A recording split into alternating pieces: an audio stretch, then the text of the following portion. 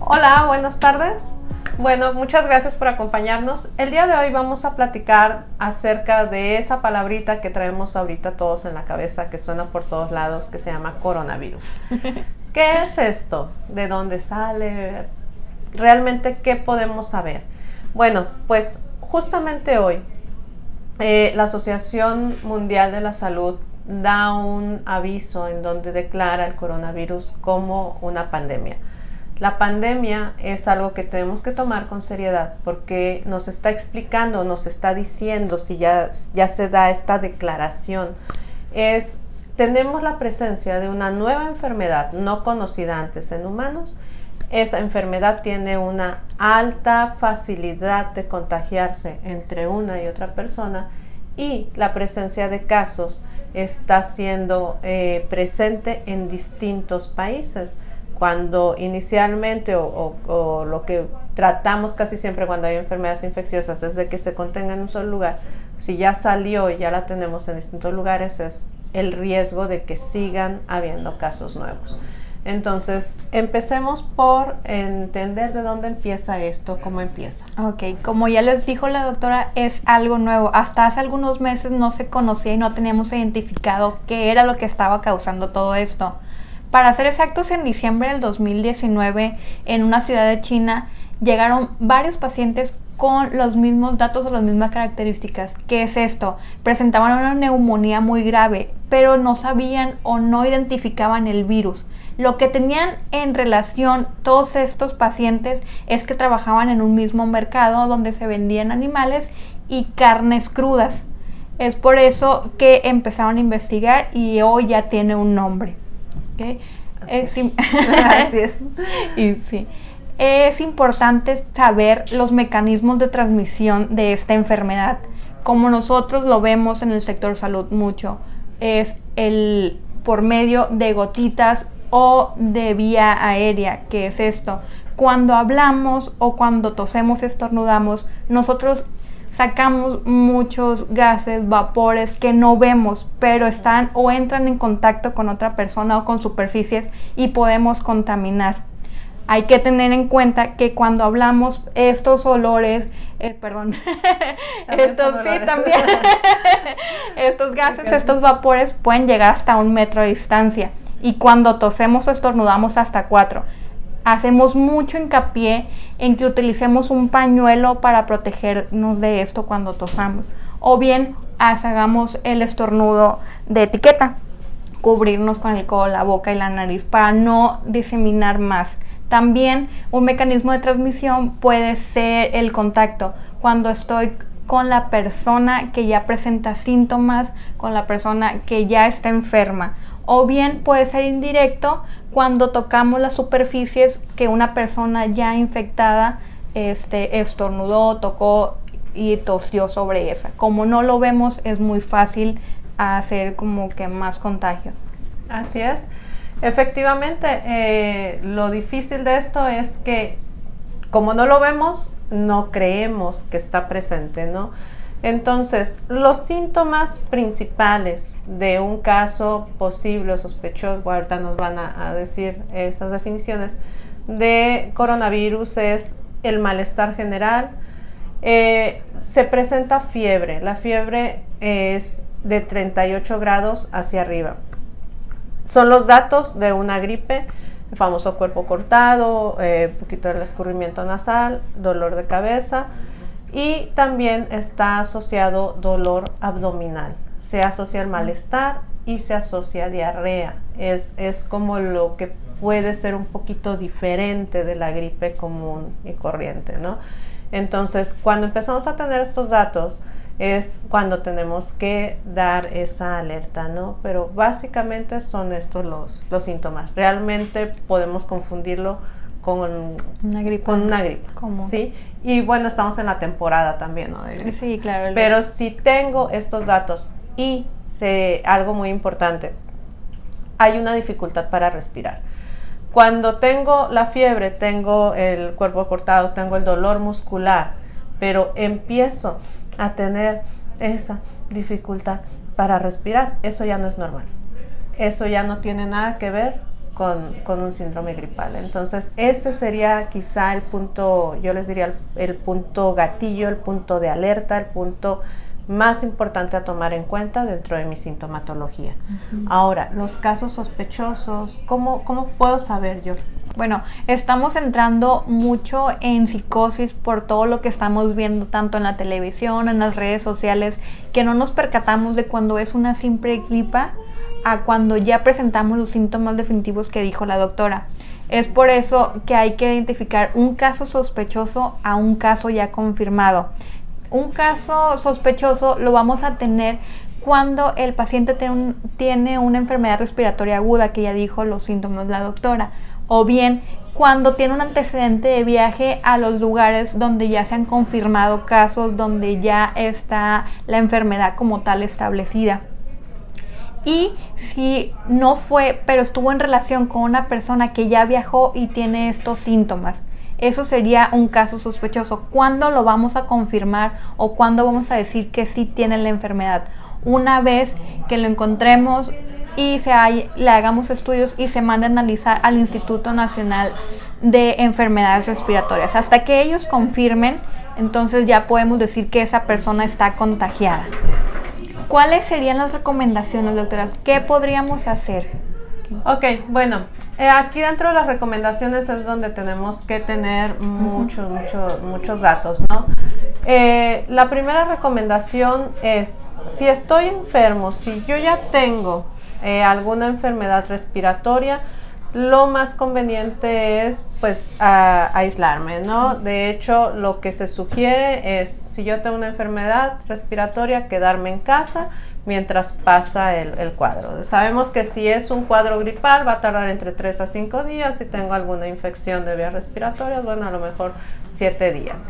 Pero lo ideal es estar en casa. ¿Para qué? Para no incrementar el riesgo de contagio también de otras enfermedades. Es muy importante el uso de cubrebocas, que aquí entramos en una psicosis muy grande. Bueno, los cubrebocas no se recomiendan usar como protección para una persona sana. No tiene la barrera adecuada. No tiene caso, pues. Si yo tengo una enfermedad respiratoria y no puedo estar en mi hogar, tengo que salir a trabajar, tengo que salir, bueno, ahí es donde se sugiere que utilice el cubrebocas. Realmente es para proteger a los demás si yo tengo una enfermedad.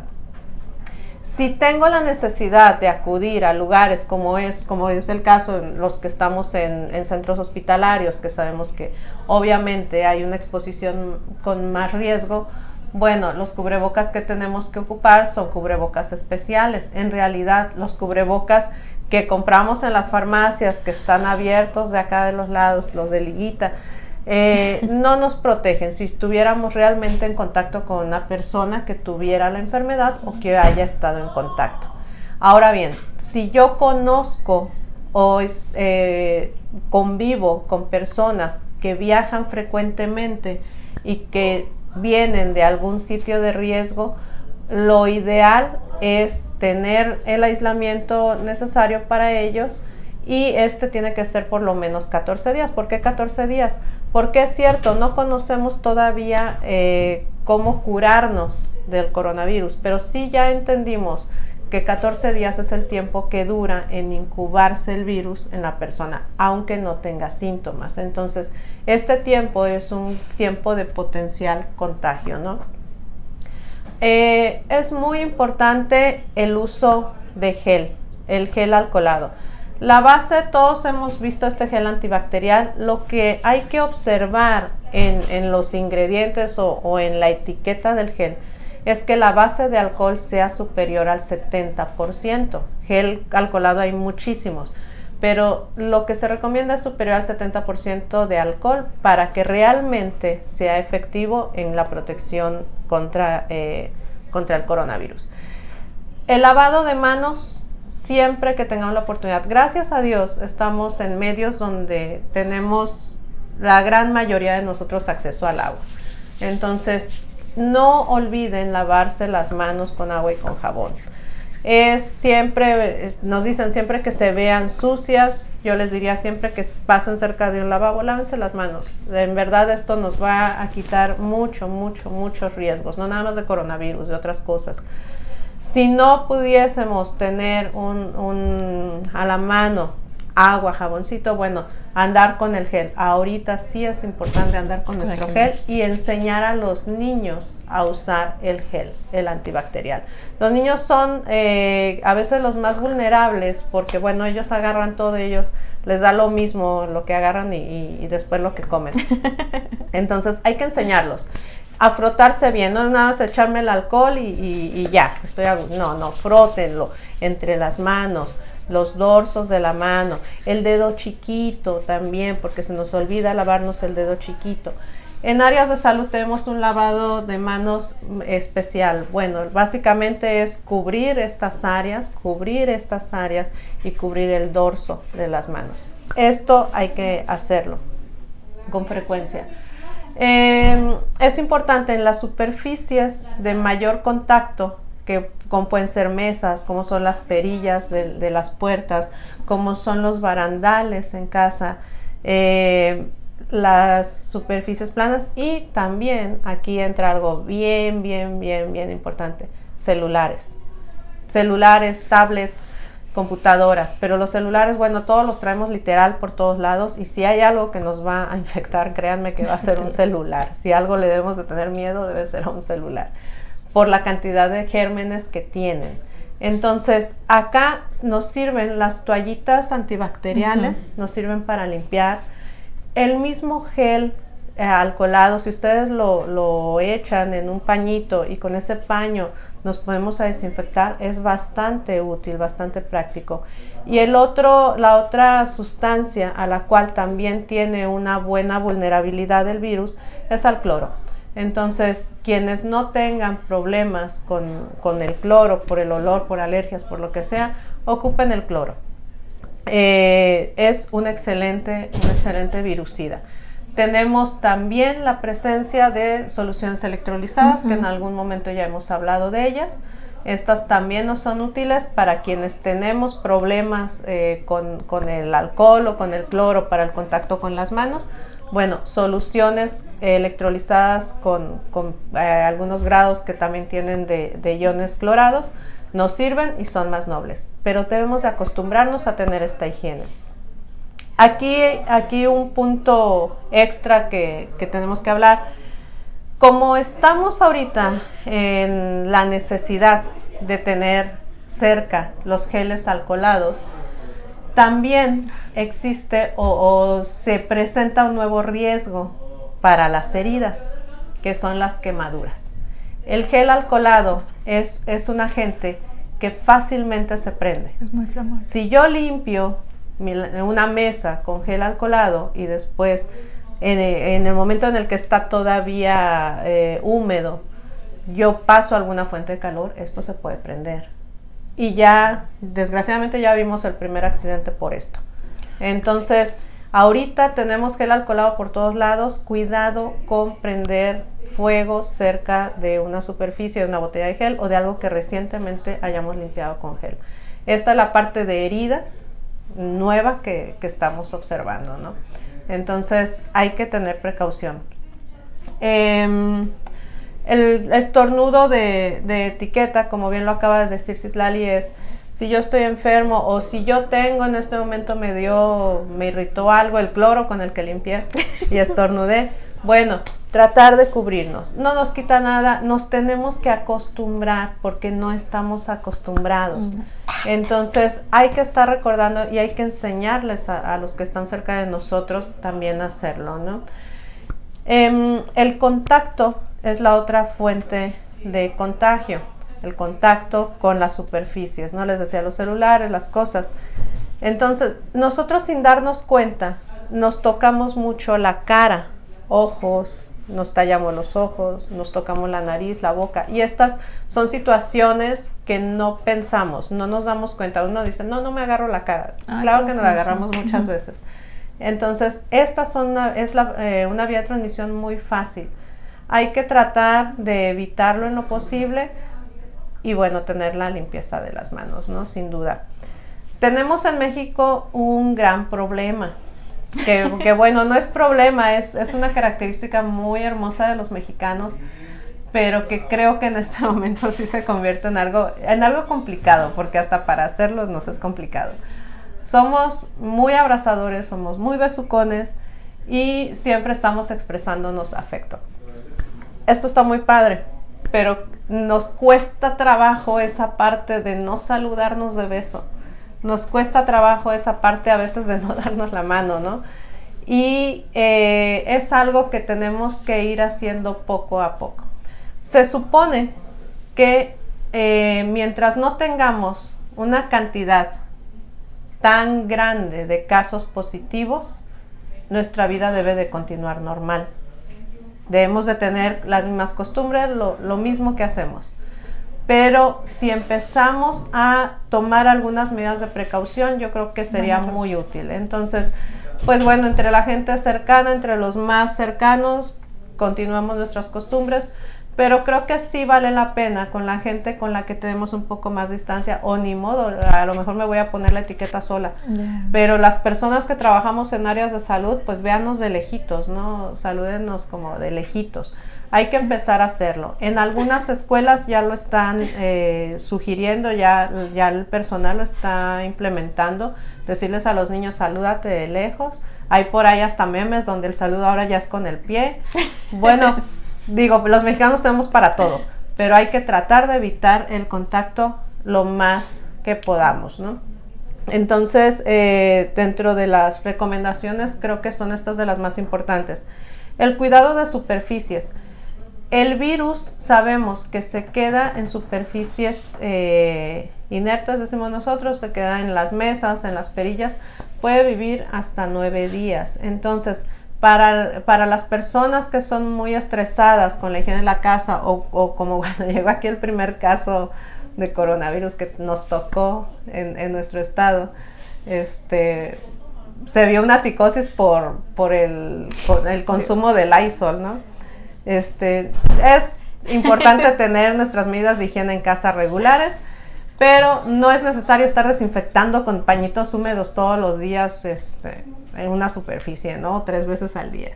El virus vive entre 9 y 12 días en una superficie, entonces, bueno, tampoco se trata de que limpien cada 12 días, pero sí tener esa tranquilidad, ¿no? Tengo que hacer un esquema de higiene en mi hogar, o si tengo consultorio, o si estoy en un hospital, obviamente mucho más cerrado.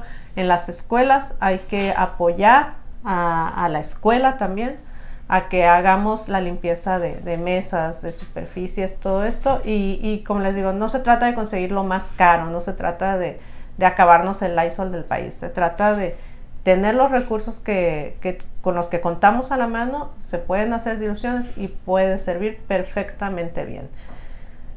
El virus no va a entrar en un organismo que no sea susceptible.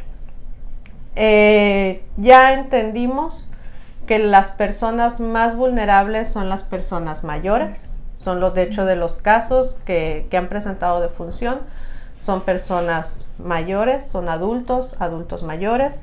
En los niños afortunadamente es muchísimo menor la incidencia de estos casos. En las personas inmunosuprimidas, ¿no? En las personas con defensas bajas. Entonces, yo agregaría como punto de protección, regresamos a la alimentación, regresamos a la ingesta de alimentos ricos en vitamina C, regresamos a favorecer o proteger, reforzar nuestro sistema inmune. Es mucho más difícil que tengamos un caso positivo ante un organismo que está protegido, ¿no?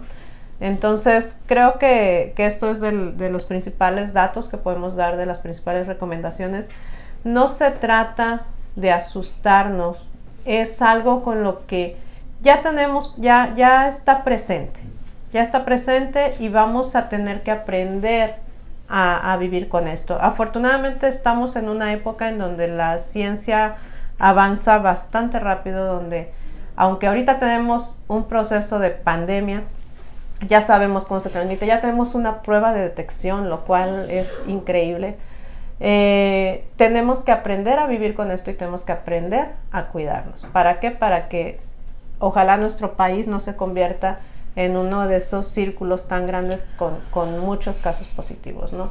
Todo es protección y en verdad que está en nosotros tener esa protección. No sé qué más podamos agregar.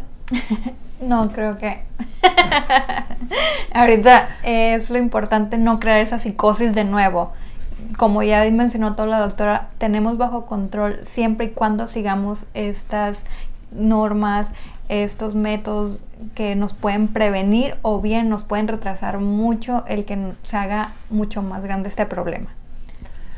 La cocción de los alimentos, se me estaba pasando este punto.